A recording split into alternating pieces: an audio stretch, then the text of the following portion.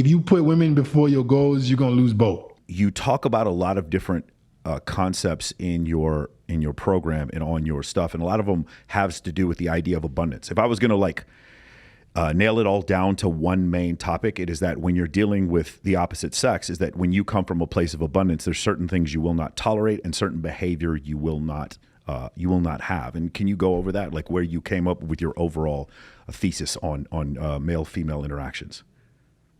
I just noticed that kind of what women say and what they do didn't technically align.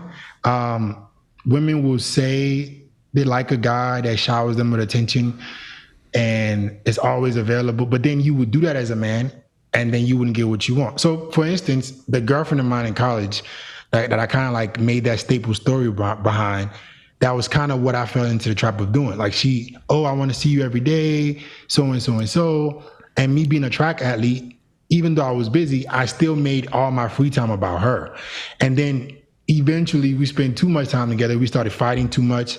And then eventually she cheated and walked away. So that was kind of like red pill before I understood what red pill was. Of course, yes.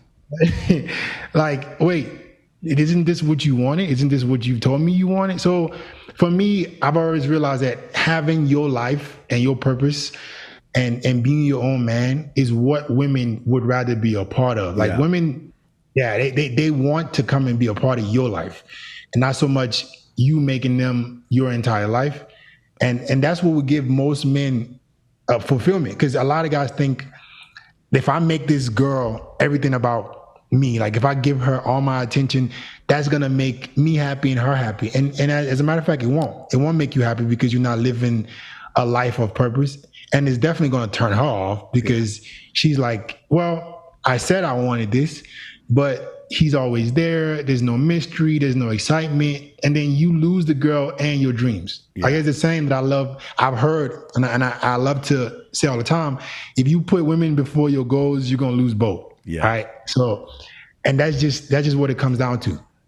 That's beautiful, man. I love how we all have a lot of different sayings for different things. Like I say the same thing, but what I say is, if we do exactly what you want, you're going to punish me for it. That's what I say. Like with a woman, if we do exactly what you want, that means I stay at home, I don't go out, I don't continue to work on my physique, my business all the time. Sometimes I have guests on, like there'll be huge social media influencers, female or whatever, and maybe she doesn't like that, and it's like I have to do what. If we do what you want, you're going to punish me for it. If you let me lead, we're both happy. If we do what you want, you're going to punish me for it. If you let me lead in this relationship, we're both going to be happy. Is that true for every relationship? I would say for most relationships. I would say for probably close to 90% of relationships, when a man is leading, then it works out. There are obviously a few exceptions where there's super hyper masculine women and they need some other type of man. But for the most part, I think that's the way it works. And people find that concept offensive. They do like that because when you really, it's funny when you meet women who grasp this concept that women will say things and then do something else. Then when they understand that concept, then it becomes very confusing because it's like, if we do what you say, we're punished for it. And if we don't do what you say, then we're misogynist. And it just puts us in this like really, really small box. And so it goes back to what you said before about being outcome independent and just kind of understanding your path and purpose. You're a freight train going in one direction. She gets to come on the train or jump off, but you're not going to change direction based on what it is that she needs you to do. Exactly. Yeah. Exactly. I would say, go ahead. No, if you want me to add I can add to that. Yeah, please. I think that's 100%. And I would say, I think it's 100% of relationships. A man should be leading. Because even those hyper masculine women, they still want to submit to a man. Yeah. Like even the most masculine of masculine women, they don't want a man who's a bitch. Yeah. I feel like as a matter of fact, the more successful and masculine woman gets, the more masculine the man that she's gonna want is. Yes.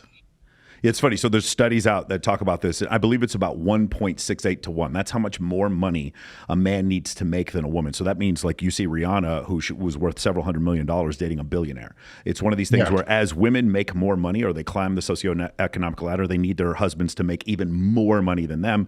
Whereas what you see with men is that you don't see the same thing at all. As men make more money, they don't need their wives to be as wealthy. But you do see this one interesting thing is that when men get more wealthy in different societies, the difference in age between them and their wives increases. So that's when you start seeing men who are 10, 15, 20 years older than their wives as they climb it.